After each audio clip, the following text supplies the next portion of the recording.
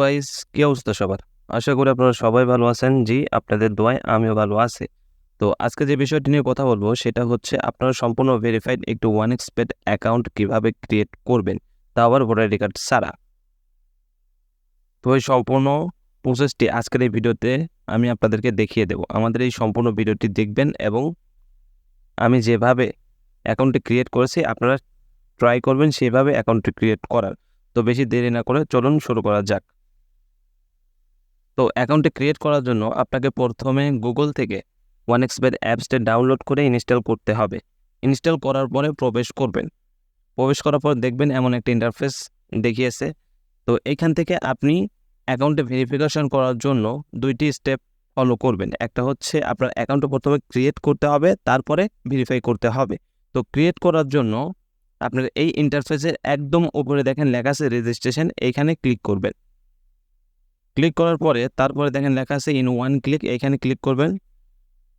তো এখন আপনাকে এইখানে প্রোমো কোডটি সিলেক্ট করতে হবে।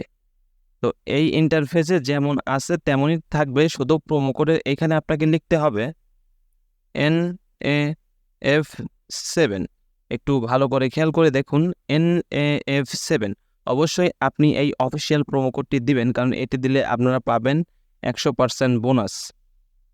আপনি 100 টাকা ডিপোজিট দিলে 100 টাকা বোনাস পাবেন, 5,000 টাকা ডিপোজিট দিলে 5,000 টাকা আবার বোনাস পাবেন, যেটা দিয়ে আপনি পুনরায় বেট ধরতে পারবেন।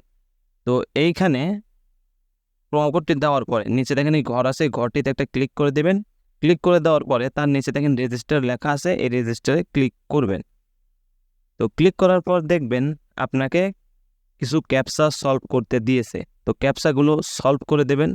সলভ করার পর দেখবেন ঠিক এমন একটি ইন্টারফেস দিয়েছে, যেখানে একটি ইউজার নেম এবং একটি পাসওয়ার্ড আছে।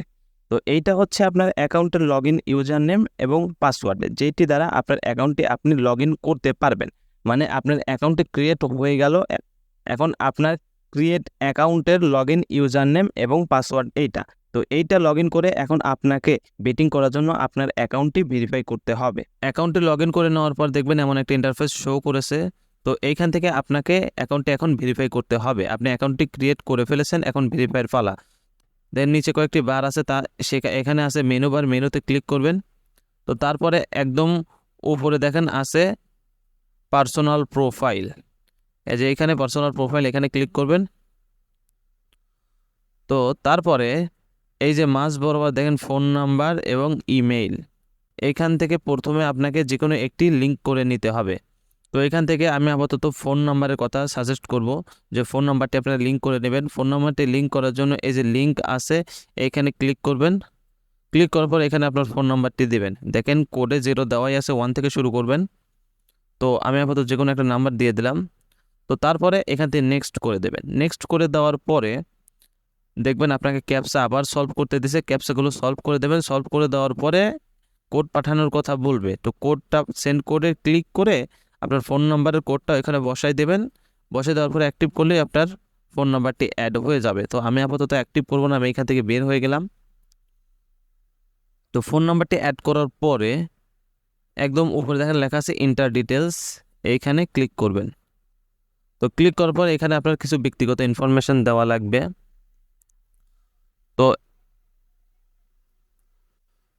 তো এইখানে এসে প্রথমে দেখেন লেখা আছে সারনেম। তো এইখানে আপনার নামটি দিবেন, আপনার নামের প্রথম অংশ। তো তারপর দেখেন লেখা আছে ফার্স্ট নেম, এখানে আপনার নাম পুরোনাই লিখবেন। তো তারপরে প্যাট্রিয়টিক, এখানে এসে আপনি ইসলাম দিয়ে দিবেন অথবা আহমেদ দিবেন, সমস্যা নেই। তো তারপর দেখেন লেখা আছে ডেট অফ বার্থ। তো এইখানে আপনাকে আপনার জন্ম তারিখটি দিতে হবে। তো আপনি জন্ম তারিখটি দেবেন 1980 থেকে 2000 সালের মধ্যে। আপনি অবশ্যই দিবেন 1980 থেকে 2000 সালের মধ্যে যে কোনো একটি সাল দিয়ে দিবেন। তো আমি 82 দিয়ে দিলাম। তো তারপরে আছে দেখেন প্লেস অফ বার্থ। তো এইখানে এসে আপনাকে লিখতে হবে বাংলাদেশ। তো তারপর দেখেন আছে রেসিডেন্স, এই যে এখানে রিজিয়নের এইখানে এসে আপনাকে আপনার বিভাগটি সিলেক্ট করতে হবে। তো তারপরে আছে দেখেন সিটি, এইখানে আপনার জেলার নামটি সিলেক্ট করতে হবে। তো তারপরে আছে দেখেন রেসিডেন্স অ্যাড্রেস, এখানে আপনি আপনার উপজেলা অথবা আপনার ডাকঘরের নামটি দিয়ে দিতে পারেন, কোনো সমস্যা নাই। তো তারপরে আছে দেখেন এই যে ডকুমেন্ট টাইপ, তো এইখানে এসে আপনাকে অবশ্যই সিলেক্ট করতে হবে এই যে ন্যাশনাল আইডি কার্ড, অবশ্যই এটা সিলেক্ট করবেন।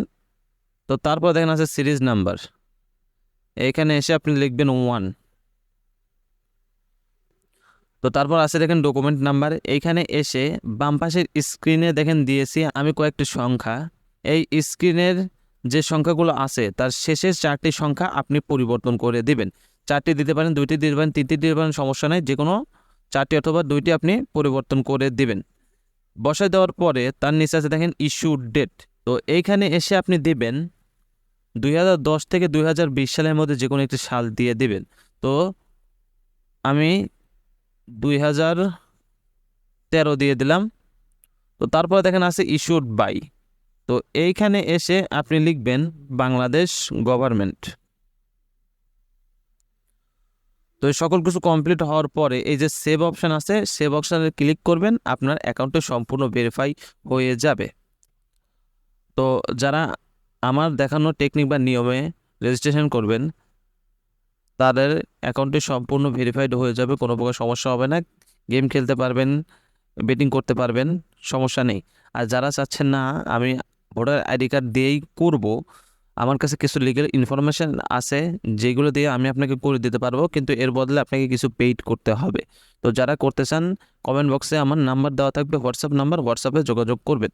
তো আজকে এই পর্যন্ত ভিডিওটি, সবাইকে ধন্যবাদ, আল্লাহ হাফেজ।